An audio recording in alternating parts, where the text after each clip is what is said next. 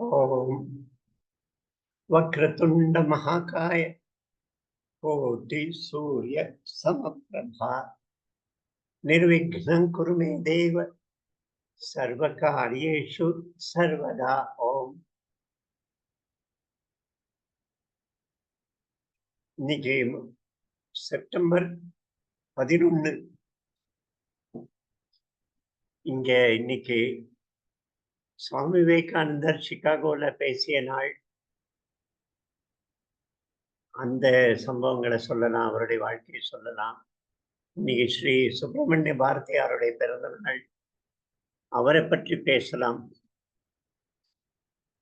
ஆனா நான் தேர்ந்தெடுத்திருக்கிறது சந்த ஞானேஸ்வர் அவருடைய வாழ்க்கை. சந்த ஞானேஸ்வர் நாம் எல்லோருமே பகவத்கீதையோட இணைந்தவர்கள். பகவத்கீதை, அதனால இந்த பகவத்கீதை சம்பந்தப்பட்ட அவர் சந்த ஞானேஸ்வர். மகாராஷ்டிராவில் இப்போ இருக்கிற தேவகிரி அப்படிங்கிற பகுதி, அதாவது சம்பாஜி நகர்னு பேர் மாத்திருக்காங்க. அவுரங்காபாத் அப்படி இருந்தது அந்த பகுதி. சம்பாஜி நகர் அப்படின்னு சமீபத்துல பேர் மாத்திருக்காங்க. அங்கே ஒரு யாதவ ராஜாவுடைய ராஜ்யம் அது. அந்த இடத்துல இன்னையிலிருந்து கிட்டத்தட்ட 600 வருஷம் முன்னாலன்னு சொல்லணும், 800 வருஷம் முன்னால, 1275 1275. ஒரே நிமிஷம். நான் சில இதெல்லாம் மறந்து போறது நோட் பண்ணி சொன்னேன். 1275. ஆமா. அங்கே ஆபே காவ் அப்படின்னு ஒரு கிராமத்துல பிறந்தவர். 1200னா இப்போ 2000, 800 வருஷம் முன்னால. சந்த ஞானேஸ்வர் 2வது மகன் அவருக்கு, அவருடைய அப்பாவுக்கு.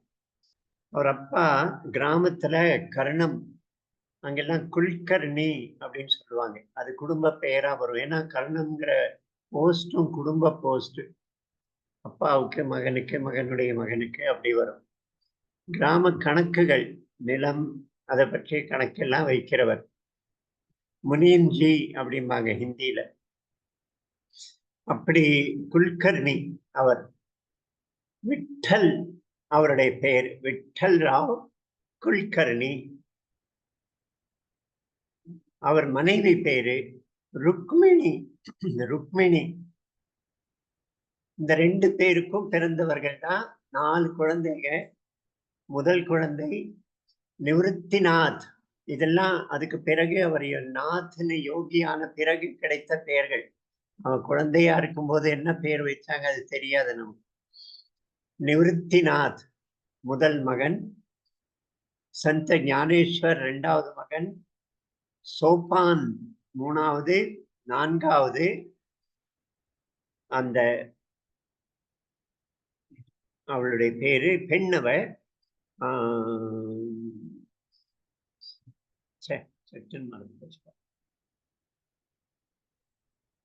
சரி, நான் அப்புறம் ஞாபகம் வரும்போது சொல்றேன். 4 பேரு.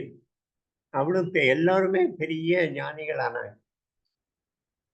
ஆனா படுகஷ்டமயமான வாழ்க்கை அவங்களுக்கு. அந்த காலத்து வாழ்க்கை முறை அது நமக்கு பிக்சரை சார்ந்து நம்ம கண் முன்னால வருது. இவருடைய வாழ்க்கையை படிச்சா அவருடைய அப்பா சின்ன வயசுல இருந்தே கொஞ்சம் ஆன்மீக நாட்டம் இருந்தது.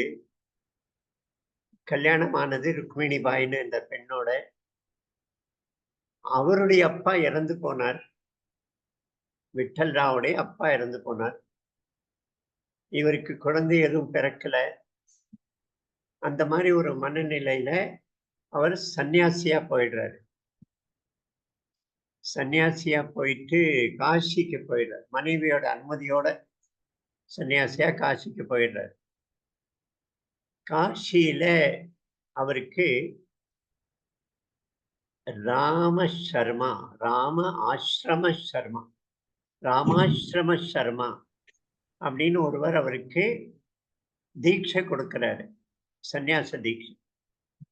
அங்கே இருக்கார் காசியில. ஆனா அந்த ராமாசிரம சர்மா ஊரா சுத்துறவர். அவர் சுற்றி வரும்போது ஆலந்தி அப்படிங்கிற இந்த கிராமத்துக்கு வராரு.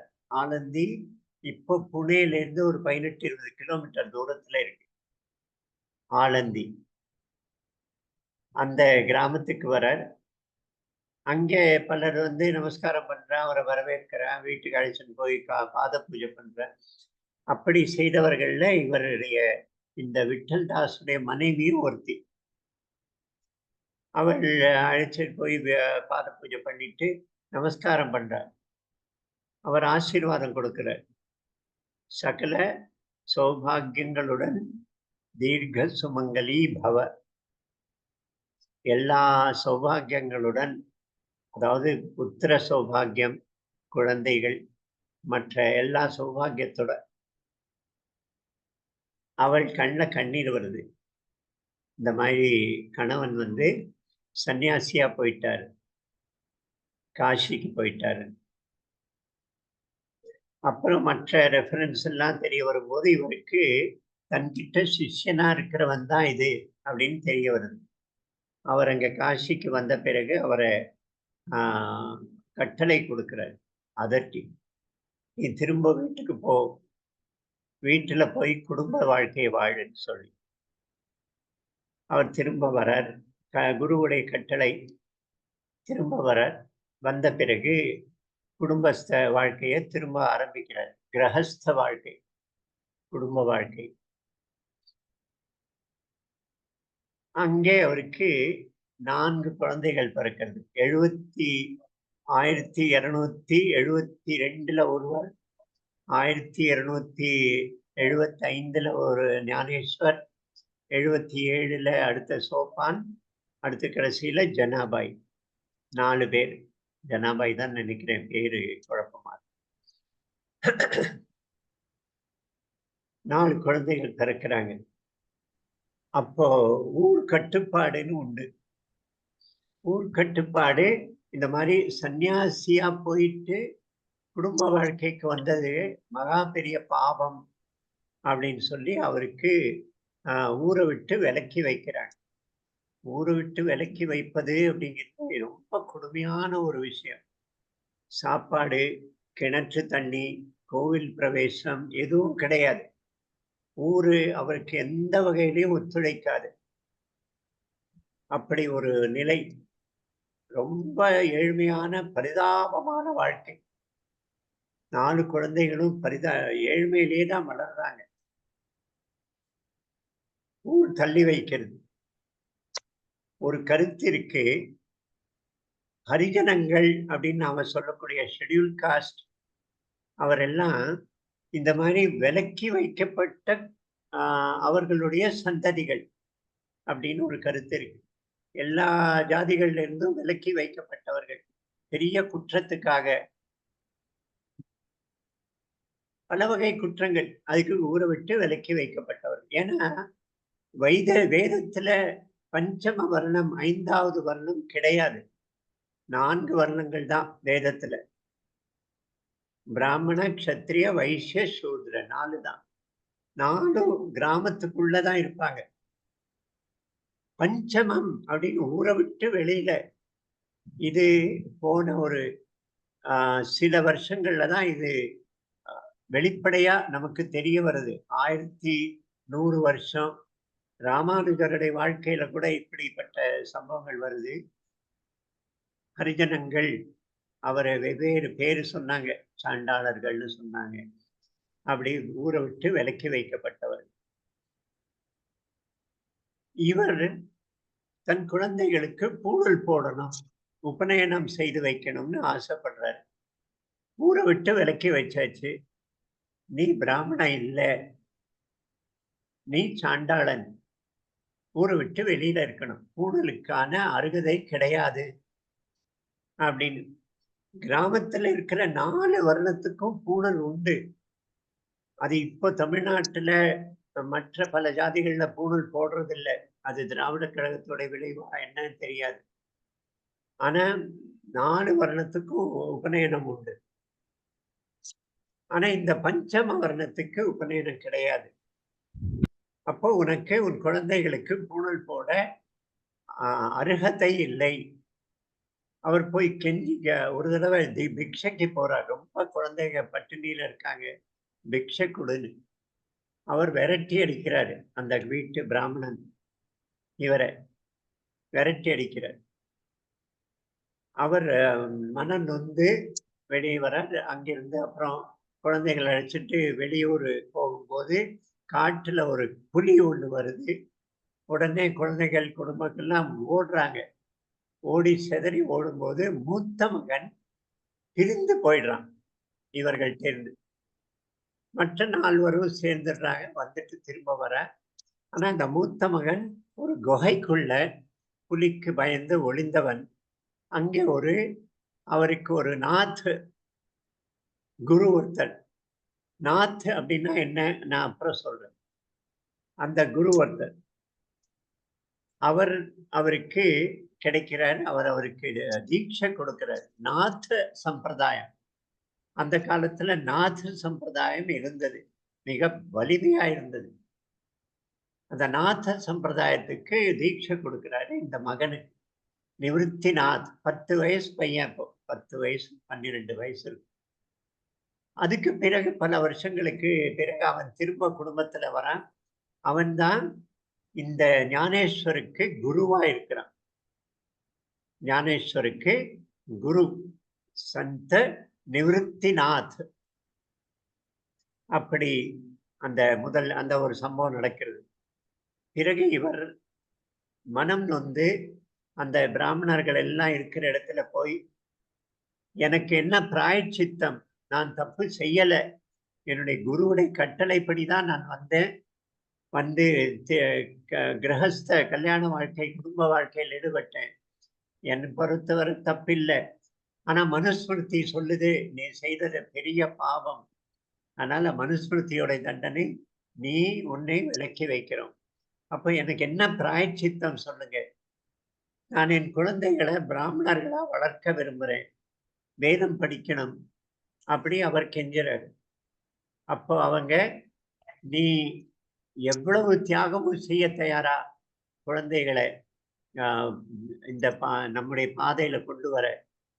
அவர் சொல்றார், எதுவும் செய்ய தயார்.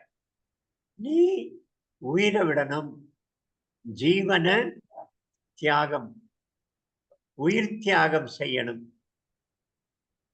அதுதான் பிராயச்சித்தம். இந்த குழந்தைகள்லாம் அப்போ ஞானேஸ்வருக்கு ஒரு 10 வயசு இருக்கும், அவனுக்கு ஒரு 7 வயசு இருக்கும், அந்த குழந்தைக்கு 5 வயசு இருக்கும். அப்போ அப்பா அம்மா சொல்ற, நானும் தான், எனக்கும் பங்கு உண்டு இல்லையா, உங்க குழந்தைங்க போலவே என் குழந்தைங்க, நானும் உயிர் தியாகம் செய்கிறேன். 2 பேரும் நதியில, அங்க இருக்கிற நதி ஆலந்தியில இந்திராயணி அப்படின்னு பேர், அந்த நதி பேரு. இந்திராயணி நதியில 2 பேரும் விழுந்து உயிர் தியாகம் செய்யறாங்க. இந்த குழந்தைகளா இருக்கிற இந்த 4 பேர், அண்ணனும் வந்துட்டான் இப்போ 12 13 வயசுல. அப்போ அண்ணனும் இருக்கிற 4 பேரும் இந்த குடும்பத்துல கிராமத்தை விட்டு விலக்கி வைக்கப்பட்டு, உணவுக்கு கஷ்டப்பட்டு, யாரும் உதவி செய்யாம, பிக்ஷைக்கு எடுக்காம அப்படி வாழ்ந்துட்டு இருக்காங்க. பாதி நாள் பட்டினி. அப்போ ஒரு குழந்தை ஒண்ணு, பெண் குழந்தை, ராதா அப்படின்னு பேர் அந்த குழந்தை. அந்த பெண் குழந்தை, அவருடைய அப்பா தான் இந்த விட்டலை விரட்டி விட்டார். சாப்பாடு பிக்ஷை கொடுக்க முடியாது அப்படின்னு சொல்லி. அவருடைய மகள் ராதா, அவ ஒரு நாள் அப்படி விளையாடிட்டு இருக்கும் போது 4 நாய்க்குட்டிகள், கிராமத்துல அப்போ பிறந்த குட்டிகள், அதோட விளையாடிட்டு இருக்கிறா, அதோட பேசிட்டு அப்படி இருக்கும்போது அப்பா வராரு. அப்பா வந்தபோது அவருக்கு அந்த குழந்தைக்கு அந்த குட்டிகளுக்கு பால் எடுத்து கொடுக்கிறார். எல்லா உயிரிலும் பரமாத்மா இருக்கிறது அப்படின்னு சொல்றார். அப்ப அந்த பெண் இந்த 4 பேரையும் அழைச்சுன்னு வரார். அழைச்சுன்னு வந்து நாய்க்குட்டிக்கு சாப்பாடு கொடுக்கணும்னு அவ்வளவு கருணை உள்ளமா இருக்கிறியே நீ. மனுஷ குட்டிகள் இவ்வளவு கஷ்டப்பட்டு வளர்றாங்க. அவங்களுக்கு இப்படி ஒரு அப்படின்னு சொன்ன உடனே அவர் உள்ள அழைச்சுன்னு போய் சாப்பாடுக்கு உட்கார வச்சு, அப்போ ஊர் முழுக்க அவர்களை எதிர்க்கிறது. எதிர்த்து இவங்க 4 பேரையும் விரட்டி அடி அப்படின்னு சொல்றது. இல்லைன்னா உன்னையும் நான் ஊரை விட்டு விலக்கி வைப்போம். அவர் பெரிய பண்டிதர். இந்த 4 பேரையும் ஊர் உள்ள புகுந்து இழுத்து போய் வெளியில தள்ளி விடுறது. அப்படி ஒரு சிறு வயசுல இப்படி கொடுமையான வாழ்க்கையை அனுபவித்தவர்கள் இவர்கள்.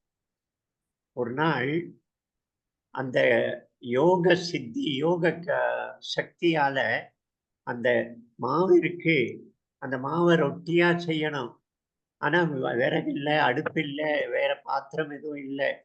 அப்போ இந்த ஞானேஸ்வர் 10, 11 வயசு பையன் அவர் அப்படி தன்னுடைய முதுக காட்டுறாரு. 4 கால்ல 2 கை 2 கால் முழங்கால்ல உடம்ப நிறுத்தி முதுக காட்டி யோக சக்தியில முதுகுல உஷ்ணத்தை கொண்டு வந்து அந்த இடத்துல ரொட்டி சுட வைக்கிறார். அப்படி ஒரு அதுதான் அவர் வாழ்க்கையில நமக்கு தெரிந்த பெரிய சமத்கார், பெரிய ஒரு மிராக்கிள் அப்படின்னு சொல்லலாம். அவர் செய்தது. சந்த ஞானேஸ்வர்.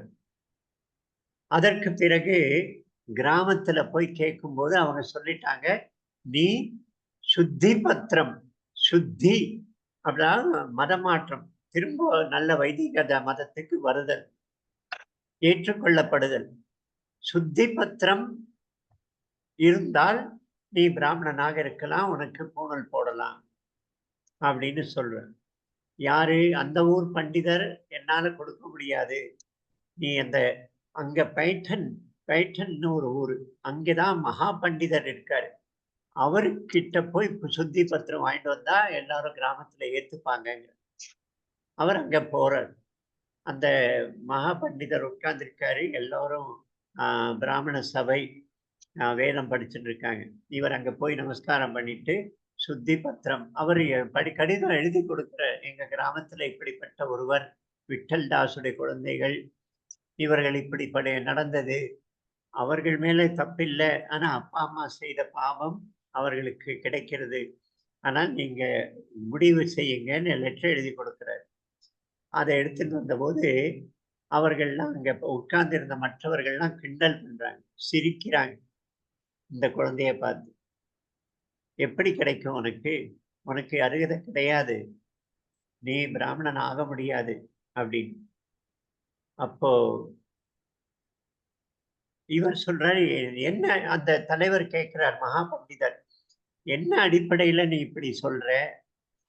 இப்படி ஒரு விஷயம் பின்னணி இருக்கு. எந்த அடிப்படையில நீ இப்படி கேட்கிறேன்? அப்போ எல்லா உயிர்லயும் பரமாத்மன் இருக்கிறான். நம்ம கீதையில சொன்னது போல யோகம் பஷ்யதி சர்வத்திர, எல்லாவற்றிலும் என்னை பார்த்திடு அப்படின்னு சொன்னது போல எல்லாவற்றிலும் பரமாத்மா இருக்கிறான்.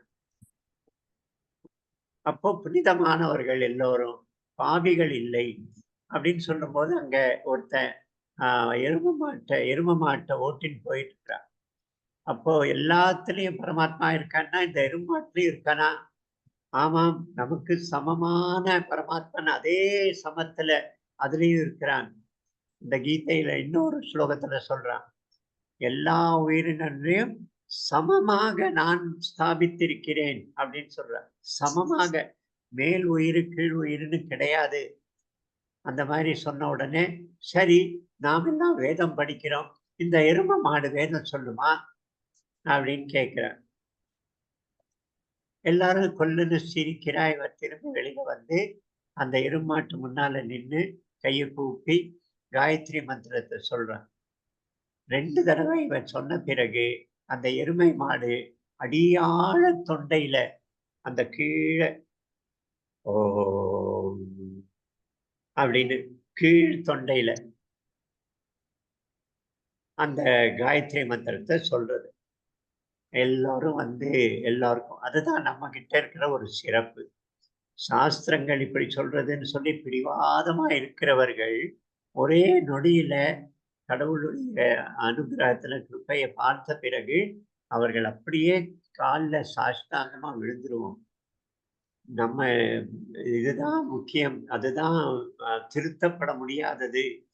மனுசாஸ்திரத்த மாற்றக்கூடாது. அப்படி பிடிவாதங்கள் கிடையாது. இவரை எல்லோரும் சேர்ந்து தோள்ல தூக்கி வச்சுண்டு, அந்த மகா பண்டிதரை இவர குழந்தைய தூக்கிட்டு எடுத்துட்டு வந்து பீடத்துல உட்கார வைத்து, "உனக்கு நான் என்ன பாத்திரம்? சுத்தி பத்திரம். சுத்தமானவன்." அப்படின்னு நான் எப்படி எனக்கு அருகதையே இல்ல. ஆனா கூட எழுதி கொடுக்கிறாரு. இப்படி ஒரு விஷயம் நடந்தது. இவன் பிறவியிலேயே அவதாரம். மகாவிஷ்ணுவுடைய அவதாரம் அப்படின்னு எழுதி, அவர் அந்த கடிதத்த எடுத்துன்னு இங்க வர்றார் கிராமத்துக்கு. ஆனா கிராமத்துல அத திரும்ப ஏத்துக்கல. இது அ அவர் சொல்வதை ஏற்றுக்கல. கிராமத்துல அதே பழைய நிலை தான் இருக்கு. இப்படி ஒரு பக்கம். அவர்கள்லாம் ஊர விட்டு வெளியில தான் வாழ்ந்துட்டு இருக்கிறாங்க 4 பேரும். ஆனா கூட நெறைய பேர் இவர்கிட்ட வரத் தொடங்குறாங்க. இவர்கிட்ட வந்து இவர்கிட்ட உட்கார்ந்து இவர் பேசுவத கேட்க தொடங்குறாங்க. அப்படி ஓடிட்டு இருக்கு. அப்போ அந்த கிராமத்துல ஒருவன் இறந்து போறான். இறந்து போன பிறகு அந்த அவருடைய மனைவி, அவருடைய அப்பா எல்லாம் ஒரே புலம்பிட்டு உட்கார்ந்திருக்கும்போது, இவங்க அந்த வழியா போயிட்டு இவர் கொடுத்த ஒரு மந்திரம், "ஜெய் ஜெய ராம கிருஷ்ண ஹரி, ஜெய் ஜெய ராம கிருஷ்ண ஹரி." அவ்வளவுதான் சிம்பிள். இன்னைக்கு வார்க்கரின்னு ஒரு பெரிய ஒரு மூவ்மெண்ட் இந்த சந்த ஞானேஸ்வருடைய இந்த மந்திரத்துல தான் நடக்கிறது. வார்க்கரி. அத பற்றி அப்புறம் சொல்றேன். அப்போ இவர் போய் அந்த குழந்தைய தொட்ட உடனே, அந்த இளைஞனை தொட்ட உடனே அவன் உயிர் வருது. அந்த பெண் சொல்றா மனைவி, "செத்து போனவன் திரும்ப வந்திருக்கான். இவன் எழுந்த உடனே அவருடைய காலடியில விழுந்து, எனக்கு உங்க காலடியிலேயே இடம் கொடு." அப்படின்னு கேட்டபோது அந்த மனைவியும் அதுக்கு ஒத்துக்கிறா. "நீங்க அழைச்சுன்னு போங்க. நீங்க உயிர்ப்பித்து கொடுத்தவர். உங்க கூடவே இருக்கட்டும்னு." ஆனா இவர் சொல்றாரு, அவர் எழுதியிருக்கிற ஞானேஸ்வரி அப்படிங்கிற பகவத்கீதைய பற்றி மராட்டியில எழுதிய அந்த புஸ்தகம். அதை வந்து இவன் பரப்புவான். அதை இந்த பணி இவன் செய்வான். அப்படி சொல்லிட்டு குடும்பத்தோடயே இருக்க வச்சுட்டு இவன் போறார். இந்த ஞானேஸ்வரி பகவத்கீதைய மொழிபெயர்ப்பு செய்யல. மொழிபெயர்ப்பு இல்ல.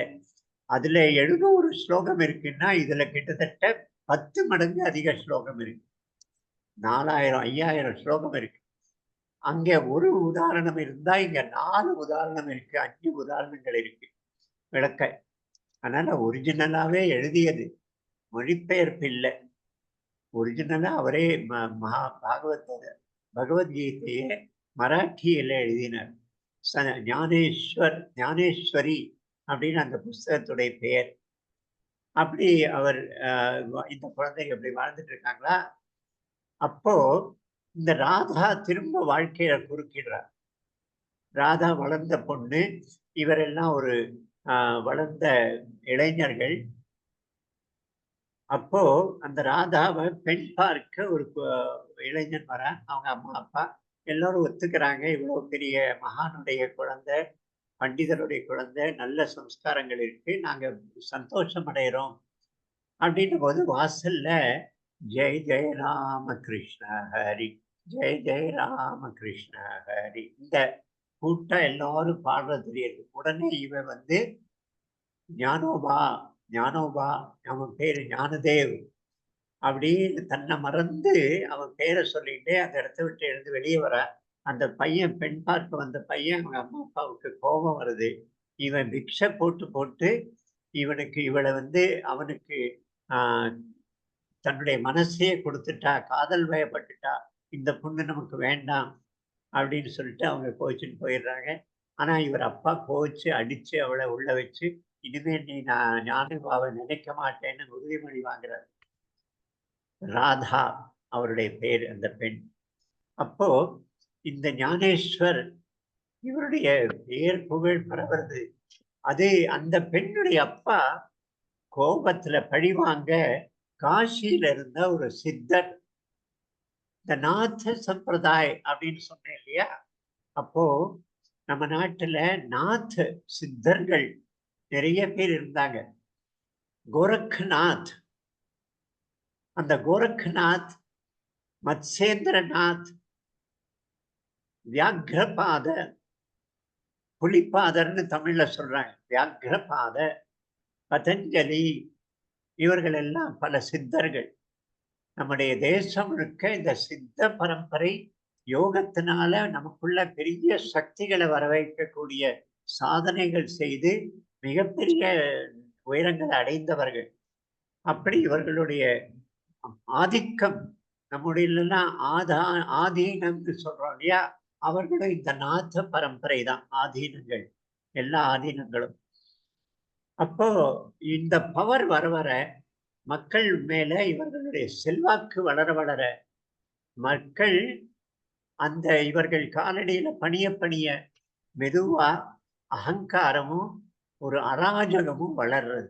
நாத சம்பிரதாயில வன்முறைகள், தண்டனை கொடுக்கிற முறை, மக்களை தன் வழிக்கு கொண்டு வருவதற்காக பலவந்தப்படுத்தி அப்படியெல்லாம் பல விஷயங்கள் நடக்கிறது. அப்பதான் பக்தி வருது. பக்தி யோகம் பஜனை பாடுதல், கடவுளை வழிபடுதல், கோவில்கள் கட்டுதல், இது மூலமா கடவுளை அடையணும். அப்ப நாத சம்பிரதாயத்துடைய செல்வாக்கு குறையிறது, பக்தி சம்பிரதாயம் அதிகமாகிறது. இந்த ஞானேஸ்வர் ஆரம்பத்துல அவர் அண்ணன் கிட்ட அந்த வீட்டுல அப்படி சாப்பாடு தள்ளிவிட்ட பிறகு வீட்டுக்குள்ள கதவை சாத்திக்கிறான். ஒரே கோபத்துல இருக்கான். அப்போ அண்ணன் சொல்றான், நான் உன்னுடைய குரு, நான் கட்டளை கொடுக்கிறேன், வெளியில வா அப்படின்னு உடனே வெளியே வரான். அப்போ தீட்சை கொடுக்கிறார், நீ நாத சம்பிரதாயமும். அப்போ நாங்க நம்மெல்லாம் வைஷ்ணவர்கள் இல்லையா, விஷ்ணுவோடைய வழிபாடு செய்கிறவர்கள், கிருஷ்ணனுடைய வழிபாடு செய்கிறவர்கள் இல்லையா, நாத சம்பிரதாய தீட்சை கொடுக்குறியே, ஆனா நான் உனக்கு வைஷ்ணவத்துடைய தீட்சையை கொடுக்கிறேன், நீ ரெண்டுலையும் இரு அப்படின்னு சொல்லி தீட்சை கொடுக்கிறார். அப்படி ஞானேஸ்வர் ஒரு பக்கம் நாத யோக சித்திகள் உண்டு, ஆனா அன்பு, பக்தி, பஜனை, இந்த ஸ்ரீகிருஷ்ணன், விட்டல், இந்த பக்தி வழியில அவர் அப்போ பகவத்கீதை எழுதி எப்படி அவருடைய புகழ் பெரிய அளவுல பரவும் போது காசிக்கு போறார். அந்த பெண்ணுடைய அப்பா காசிக்கு போய் ஒரு பெரிய ஒரு சங்கு தேவ் அப்படின்னு ஒரு நாத் சித்தர், பயங்கர சக்திகள் உண்டு சித்தருக்கு, இயற்கை மேல கண்ட்ரோல் உண்டு. அவரை பற்றி தேசம் முழுக்க அவர் பெயர் பரவி இருந்தது. அப்படி இந்த சங்கு தேவ் அவர்கிட்ட போய் முறையிடுறாரு, இந்த மாதிரி ஒருத்தன் அங்க சொல்லிட்டு இருக்கிறான், அவனை நீங்க அடக்கணும் அப்படின்னு உடனே அங்கிருந்தே அவர் தன்னுடைய சக்தியை வீசுறார் இவர் மேல. அப்ப இவர் உட்கார்ந்து சொல்லிட்டு இருக்காரு பகவத்கீதை. எதிராக ஒரு 10 பேர் உட்கார்ந்து இருக்காங்க. அவர் அந்த உட்கார்ந்து இருக்கிற பூமி அப்படியே மேல வருது, வானத்தை நோக்கி போகுது. அவர்கள்லாம் பயந்து போய் சத்தம் போடும்போது இவர் தன்னுடைய சக்தியால அவர்களை மீண்டும் பூமிக்கு இறக்கிறார். அந்த சித்தருக்கு தோல்வி. உடனே பிரஸ்டீஜ் இஷ்யூ, நான் உடனே கிளம்புறேன்னு சொல்லி இங்க வரார். அவர் புலியை ஒன்ன வசப்படுத்தி புலி மேல உட்கார்ந்து அந்த கிராமத்தை நோக்கி வர்றார், மகாராஷ்டிராவை நோக்கி. மகாராஷ்டிராவில் இந்த ஆலந்தி அந்த கிராமத்துல இவர்கள் எல்லாம் ஊரை விட்டு வெளியில ஒரு குடிசையில வாழ்ந்துட்டு இருக்காங்க. பக்கத்துல ஒரு சுவற்று மேல உட்கார்ந்துருக்காங்க 4 பேரும். நிவர்த்திநாத், ஞானேஸ்வர், சோப்பான், ஜனாபாய் 4 பேரும் சுவர் மேல உட்கார்ந்து இருக்கும் போது அவர்களுக்குள்ள பேச்சு வருது. அங்க கிராமத்துல பெரிய அரவம் கேட்கிறது. என்னதுன்னு, சாங்தேவ் வந்திருக்காரு. ஓ, சாங்தேவ் வந்திருக்காரா, மிகப்பெரிய பலம் வாய்ந்தவர், பெரிய யோக சக்தி உள்ளவர், எனக்கு அண்ணா எனக்கு அவரை பார்க்கணுமே, பார்க்க போகணுமேன்னு. இவங்க ஊருக்குள்ள போக முடியாது, ஊரை விட்டு விலக்கி வைக்கப்பட்டவங்க. அதனால அந்த சுவர் இருக்கு இல்லையா, சுவத்து மேல 4 உட்கார்ந்து அப்படியே சுவத்தோட வானத்துல பறந்து போய் அந்த சாங்கதேவ் முன்னால போறாங்க. அப்போ சாங்கதேவுக்கு இந்த மாதிரி இவரை அடக்க அஸ்திரங்களை, தன்னுடைய தண்டத்தை ஏவுறார் இவர் மேல. தண்டம் போய் இவரை கொல்வது போல. ஆனா தண்டம் இவர் காலடியில விழுந்துடுறது. அப்புறம் ஒரு நாகாஸ்திரம் மாதிரி பாம்பு தன் கையில அந்த கழுத்துல போட்டிருந்த அந்த பாம்பு ஆபரணத்தை எரியற, அது பாம்பா மாறி இவர்கிட்ட போகுது. ஆனா கிட்ட போகும்போது மாலையா மாறிடுறது. இவர் தலையில கழுத்துல மாலையை போட்டுடுறது. அப்படி செய்த உடனே அவர் இவருக்கு காலில் விழுந்து, இவர் பெரிய ஒரு மகான் அவதாரம் அப்படின்னு அவர் ஏற்றுண்டு, அதுக்கு பிறகு இவர் நமஸ்காரம் பண்ணும்போது என்ன ஞானேஸ்வர் சொல்றார், எனக்கு போதும் வாழ்க்கை. 21 வயசு தான் இருந்தப்போ. 1275 பிறந்தவர். 1296, 97 கோகுலாஷ்டமி அன்னைக்கு பிறக்கிறார் இவர். அதுதான் இவர்கிட்ட சிறப்பு. கோகுலாஷ்டமி இந்த மத்தியராத்திரி அப்போ அன்னைக்கு பிறந்த எல்லா குழந்தைகளும் கிருஷ்ணனுடைய அவதாரமா அப்படின்னு அவர் கேட்கிறார் சாந்தேவ் முதல்ல. அதுக்கு பிறகு ஞானேஸ்வரி எழுதி அதெல்லாம் மற்ற விஷயம்லாம் நடக்குது. இவர் அன்னைக்கு சொல்றார், என்னுடைய வாழ்க்கையில எனக்கு போதும்னு தோன்றது, நான் என்னுடைய வாழ்க்கையை முடிச்சுக்க போறேன். ஜீவ சமாதி அப்படின்னு, சஞ்சீவன சமாதி, உயிர் இருக்கும் போதே சமாதி ஏற்கிறது. ஒரு அங்கிருந்து நேர ஒரு பாறைக்குள்ள குகைக்குள்ள புகுந்து அவருடைய அண்ணனே அந்த காலை கல்லெடுத்து அந்த குகையை மூடுறாரு. அங்கேதான் ஞானேஸ்வருடைய சமாதி இன்றைக்கும் இருக்கு. அந்த பெண் ராதா இந்த அவருடைய அப்பா போய் இந்த சாந்தேவ் அழைச்சிட்டு வந்தார். இதெல்லாம் பார்க்கிறார் அவர். ஆச்சரியமா இருக்கு. ஓடி போய் பொண்ணை அழைச்சிட்டு வந்து அவள் சபதம் கொடுத்திருக்கா, அப்பா தலையில கை வச்சு, ஞானேஸ்வரன் நான் நினைக்க மாட்டேன் அப்படின்னு. அவர் சொல்றாரு, இல்ல இல்ல அவன் பெரிய மகான், நீ வா, உடனே வா அப்படின்னு அழைச்சிட்டு வர்றார் பெண்ணை. ஆனா அது அவர் வரத்துக்குள்ள இவர் ஜீவசமாதி எடுத்துட்டாரு. அவர் அந்த குகைக்குள்ள ஜீவசமாதி ஆயிட்டாரு. அவருடைய உடம்புல இருந்து ஒரு ஜோதி ஒண்ணு கிளம்பி வானத்தை போய் நோக்கி போயிடுறது. இப்படி அந்த சந்த ஞானேஸ்வர் 2-3 விஷயம் அவருடைய சிறப்பு. பகவத்கீதைய மராட்டியில எழுதியது, கவிதை வடிவத்திலேயே எழுதியது. அதே ஒரு ஸ்லோகம் பகவத்கீதை, அது ஒரு 5-6 ஸ்லோகம் இதுல அப்படி எழுதி நிறைய உதாரணங்கள். அங்கே ஒரு ஆமையோட உதாரணம் இருக்கு அப்படின்னா, அது இவர் 5-6 உதாரணங்கள் அதை விளக்கும். ரொம்ப அழகான ஒரு காவியம். அதை பரப்புவதற்கு இந்த தங்கை இவரெல்லாம் அதுக்கு பிறகு அவர்கள் பரப்புறாங்க. சந்த ஞானேஸ்வர் இன்றைக்கு மகாராஷ்டிராவில் மிகப்பெரிய ஒரு ஒரு சாதுவா பகவத்கீதையை சாதாரண மக்கள் எல்லோரும் மத்தியிலையும் கொண்டு போய் சேர்த்த ஒரு மகானா இன்றைக்கு 800 வருஷங்களுக்கு பிறகும் அவர் பார்க்கப்படுறார். இது ஒரு விஷயம். 2வது, அவர் வார்க்கரி அப்படின்னு ஒரு முறையை ஆரம்பிக்கிறார். மக்கள் இன்றைக்கு லட்சக்கணக்கான மக்கள் வார்க்கரி சம்பிரதாயத்துல கையில மிருதங்கத்தை வாசித்துக் கொண்டே ஜெய் ஜெய் ராமகிருஷ்ண ஹரி, ஜெய் ஜெய் ராமகிருஷ்ண ஹரி அப்படின்னு விட்டலுடைய பாடல் பாடிட்டு, விட்டலுடைய பிரதிமை தலையில ஏந்தி சுமந்தி கிட்டத்தட்ட ஒரு 100-120 கிலோமீட்டர் பண்டர்பூர் வரைக்கும் விட்டல் பாடல் பாடியபடி லட்சக்கணக்கான பேர். நம்ம ஊர்ல ஐயப்பன் மலைக்கு போவது போல அங்கே போன ஒரு 600-700 வருஷங்களா இந்த சம்பிரதாயம் நடந்துட்டு இருக்கு. பஜனை பாடுதல், விட்டல் விட்டல விட்டல விட்டல விட்டல விட்டல் அப்படின்னு பண்டர்பூருடைய அந்த வார்க்கரி சம்பிரதாயம். ரொம்ப எளிமையான மக்கள். அந்த மக்கள் எல்லாம் அந்த 2 மாசம் நடந்தே ஆடிண்டே பாடிண்டே அங்க பண்டர்பூருக்கு போய் சேருவாங்க. ஆஷாட ஏகாதசி இங்கே ஆஷாட ஏகாதசி அன்னைக்கு அங்கே பண்டர்பூருக்கு போய் சேர்ந்து அன்றையிலிருந்து சாதுர்மாசி ஆரம்பிக்கும்.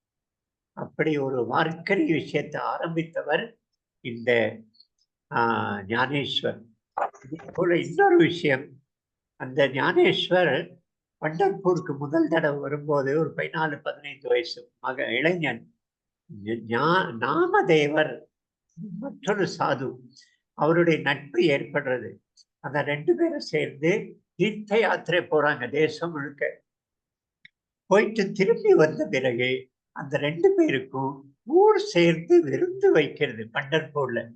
அதுல அங்கிருந்த பல சாதுக்கள், கோரா கும்பார் அப்படின்னு குயவர் அப்புறம் சோக்கா மேளா அப்படின்னு சக்கிலியர், அப்புறம் அப்படி பல ஜாதிகள்ல இருக்கிற சாதுக்கள் எல்லாரும் அதுல கலந்துக்கிறாங்க. இவர் அந்த பகவத்கீதையுடைய அந்த சொன்ன விஷயம், சர்வபூத ஸ்திதம் யோமாம் பஜத்யேகத்வமாஸ்தித சர்வதா வர்த்தமானோபி, எல்லா இடத்திலும் என்னையே பார்க்கக்கூடியவன், பஜனை செய்பவன் அப்படின்னு சொல்றாரு இல்லையா? அதை பிரத்யட்சமா நம்ம ராமானுஜர் அதே போலதான். இங்கே அந்த நாராயண மந்திரம் கிடைத்த போது அவர் எல்லாரையும் கூப்பிட்டு வைத்து அந்த மந்திரத்தை எல்லோருக்கும் கொடுத்தார். அவர் சொல்லியிருந்தார், உனக்கு நரக்கம் கிடைக்கும் யாருக்காவது சொன்னேன்னா, பரவாயில்ல, எனக்கு ஒருவனுக்கு நரக்கம் கிடைக்கட்டும், இவர் எல்லோரும் சொர்க்கத்துக்கு போகட்டும்னு சொல்லி அந்த நாராயண மந்திரத்தை கொடுத்தவர் ஸ்ரீ ராமானுஜர். அதே போல குளத்துல குளிக்க போகும்போது அவர் 2 பிராமண சிஷ்யர்களுடைய தோல்ல கை வச்சுட்டு போவாராம். உள்ள போய் குளிச்சுட்டு வெளியில வரும்போது 2 ஹரிஜன சிஷ்யர்கள் தோல்ல கை வச்சுட்டு வருவாராம்.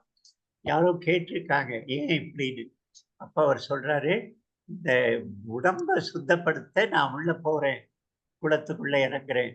ஆனால் நான் திரும்பி வந்த பிறகு என்னுடைய உள்ளத்தை சுத்தப்படுத்த, இந்த தீண்டாமை, இந்த மாதிரி விஷயங்கள்லாம், அழுக்கு ஏற்பட்ட விஷயங்களை, உயர்வு தாழ்வு, இந்த அழுக்கு எல்லாம் என் உள்ளத்துல இருந்து நீக்குவதற்கு நான் இப்படி செய்யறேன்னு சொல்லுவாராம். 1100 வருஷம் முன்னால. அப்ப இந்த விஷயம் எல்லாம் இருந்திருக்கு 1000 வருஷமா. ஆனா வேதத்துல கிடையாது. நம்முடைய பாரம்பரியமான விஷயங்கள்ல இதெல்லாம் கிடையாது. ஆனா நடுவுல வந்திருக்கு. இந்த மாதிரி ஊரை விலக்கி வைக்கிறது, ஊரை விட்டு விலக்கி வைப்பது, எந்த உதவியும் செய்யக்கூடாது, ஊர் கிணற உபயோகப்படுத்தக்கூடாது, ஊர் கோவிலுக்குள்ள வரக்கூடாது, அப்படி எல்லாம் அந்த விலக்கி வைத்ததோட விளைவுதான் இவ்வளவு பெரிய சமுதாயம். அவர்களுடைய வம்சம் தான் இந்த சமுதாயம், ஹரிஜனங்கள்னு சொல்லக்கூடிய சமுதாயம் அப்படின்னு நம்ம ஒரு கருத்து இருக்கு. அம்பேத்கர் கூட இந்த கருத்தை சொல்லியிருக்காரு. இப்படி இந்த சந்த ஞானேஸ்வர் மிகப்பெரிய அதாவது கற்பனையே செய்ய முடியாது.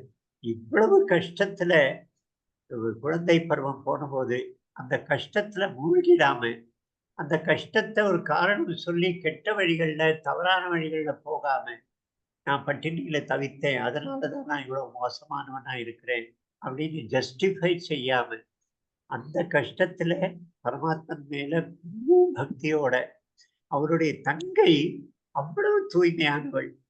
ஒரு தடவை அந்த தங்கைக்கும் பக்கத்து வீட்டு பெண்ணுக்கும் வரட்டி, இந்த பசு சாணத்துடைய வரட்டி தட்டுல சண்டை வருது. இது என்னுடைய வரட்டி, நீ திருடிட்ட அப்படின்னு பக்கத்து வீட்டு பெண் சொல்றா. அவ சொல்றா, தட்டிப்பாரு, அந்த வரட்டி 2 இப்படி தட்டினா விட்டல அப்படின்னு சத்தம் கேட்கும். விட்டல கேட்கிறதா? அப்படிப்பட்ட ஒரு பெண் சாது சன்னியாசி ஒரு முறை கூட 1000 வருஷம் முன்னால இருந்திருக்கலாம். அதுக்கு முன்னால வேதம் கற்ற பல பெண்கள் இருந்திருக்காங்க. ஆனா இந்த சந்த ஞானேஸ்வருடைய தங்கை அப்படி ரொம்ப உயர்ந்த பருவத்தை, ஒரு விஷயத்தை துவக்கி வைத்தவர் சந்த ஞானேஸ்வர். பூஜிக்க தகுந்தவர்.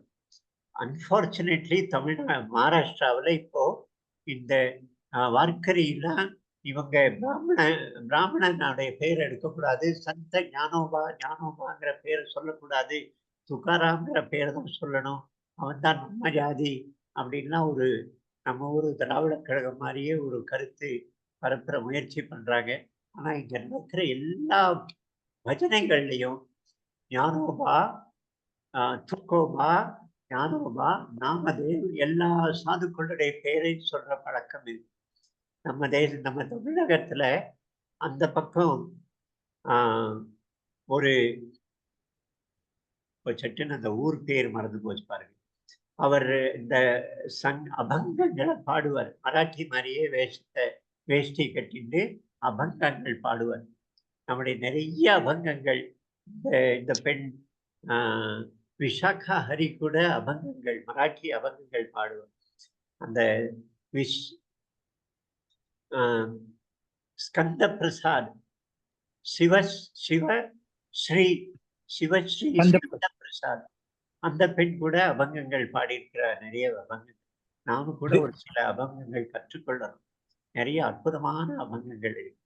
அபங்கம் சொல்றது விட்டவல் மேல பாடப்பட்ட பாடங்கள். ஸ்ரீனிவாசனுக்கு தெரிந்திருக்கலாம். ஒரு இது தேகுன்னு ஒரு இடம் இருக்கு. தேகு தேகு துக்காராமுடைய பக்கத்துல தேகு, துக்காராம் பிறந்த இடம். இதுல நீங்க சொன்னதுல அந்த ஒரு அதுல பாதியில விட்டுட்டேன்னு நினைக்கிறேன்.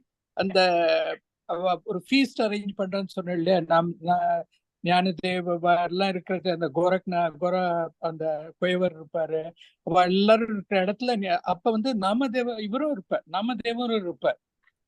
நாமதேவரும் இருப்பார். சோ அந்த குயவர் வந்து ஒரு குச்சியை வச்சுட்டு அவர் பாட்ஸ் எல்லாம் வெந்திருக்கா அப்படின்னு டொப்புன்னு அடிச்சு பார்த்து இது பண்ணுவா. அத வந்து அவர் ஞானதேவர் சொல்லுவா, நீங்க எல்லாரும் see whether everybody is baked in this gathering அப்படின்னு அவர் ஒவ்வொருத்தரோட தலையில டப்புன்னு அடிச்சுன்னு போவாராம். அடிச்சுன்னு போச்சு இந்த இவர் இருக்கார் பாருங்க, நாமதேவ் அவரோட, அவருக்கு வந்து இவர் தான் நாட் பேக்ட் அப்படின்னு சொல்லிடுறான் நாமதேவ. அப்ப வந்து அந்த இவரோட தங்க முக்தாபாயின்னு, இவ தங்க பேர் முக்தாபாய், அவ சொல்லுவா, இல்ல நீங்க இவர் வந்து பெரிய பாண்டி இதுதான் ஸ்காலர் தான், ஆனா அவருக்கு குரு இல்லாததுனாலதான் நாட் பேக்டுன்னு சொல்றார் அப்படின்னு சொல்லிட்டு, அப்ப அவருக்கு வந்து அவருடைய குரு வந்து இந்த முக்தாபாய் அந்த சின்ன வயசுல ஹிம்சை பண்ணுவா பாருங்க, அந்த நீங்க சொன்னால இந்த பேக்கிங் ஆன் இஸ் பேக்னு சொன்னாலே, ஒரு பிராமின் தான் இந்த முக்தாபாய் அண்ட் இவள ஞானேஸ்வர்லாம் ரொம்ப ஹிம்சை கொடுப்பார். அவருக்கு அந்த பாட்டெல்லாம் வாங்க முடியாதபடிக்கு பண்ணி கடைக்காரன்ட்டு எல்லாம் சொல்லி இவ்வளவு அப்படி அவர் தான் அங்க வீட்டுக்கு போய் பாக்குறச்சே இந்த மாதிரி ஞானதேவே அவரோட இடுப்புல பேக்ல அடுப்பா அதெல்லாம் அதை பார்த்த உடனே அவர் டோட்டலி சேஞ்சஸ், அவர் டோட்டல் டிரான்ஸ்ஃபர்மேஷன். அவ சாப்பிட்ட இலையில இருக்கிற சாப்பாடு அவர் எடுத்து சாப்பிடுவார், ஸ்கேவெஞ்ச் பண்ற. அதனால கீச்சரான்னு சொல்றாங்க, விசோபா கீச்சரான்னு அவர் பேரு. கீச்சரான்னா இந்த ஸ்கேவெஞ்சிங், அந்த எச்ச சாப்பாடு எடுத்து சாப்பிடுற மாதிரின்னு வச்சுக்கோங்களேன். அவர் பெரிய பண்டிதராகி நாமதேவருக்கு அவர் தான் தீட்சை கொடுக்கிறார், குருவாத. ஆமா, இது நான் கேள்விப்பட்டிருக்கேன். அது நாமதேவர் வாழ்க்கையில வரதுனால பட் இங்க ஒரு கனெக்ட் இருக்கு, அது நீங்க சொன்னதுனால நான் கரெக்ட், ரொம்ப கரெக்ட், ரொம்ப சந்தோஷம். சரி, அப்படி சந்த ஞானேஸ்வர் தமிழ்நாட்டுல வந்த திருக்குறளே ஔவையாருடைய பொற்றைவேந்தன் ஔவையாருடைய ஆத்திச்சூடியே படிக்கக்கூடாதுன்னு சொல்ற ஒரு ராட்சச அரசாங்கம் இருக்கு. அப்ப மராட்டி தேசத்து சாதுக்களை பற்றியோ வங்காளத்து சாதுக்களை பற்றியோ தமிழக மக்கள் எப்போ படிக்க போறாங்க? ரொம்ப மனசுக்கு வேதனை கொடுக்கிற ஒரு விஷயம். நேற்று தமிழ்நாட்டுல மாமல்லத்துல நடந்த விஷயங்கள் எல்லாம் ரொம்ப வருத்தத்துக்கான விஷயம். இப்படி ஒரு ராட்சச அரசு தமிழ்நாட்டில் உட்கார்ந்துருக்கு. ஆன்மீக பூமி இது, ஆன்மீகம் நிறைந்த பூமி. ஆனா கடவுளுடைய திட்டம் என்னன்னு தெரியல. சரி, சந்த ஞானேஸ்வர் அவரை பற்றி கொஞ்சம் தெரிஞ்சுக்கலாம் அப்படின்னு முயற்சி பண்ணிடும். சில நல்ல படங்கள் வந்திருக்கு சினிமா, மராட்டியில ரொம்ப 40 வருஷம் முன்னால வந்திருக்கா, 40-50 வருஷம் முன்னால வந்திருக்கிற படங்கள் இருக்கு. எங்கேயாவது உங்களுடைய அந்த ஃப்ளெக்ஸ் பாட்டா இருக்கே, சினிமாலாம் போடுற ஒன்று, அதுல கிடைச்சா பாருங்க. நெட்ஃபிளிக்ஸ்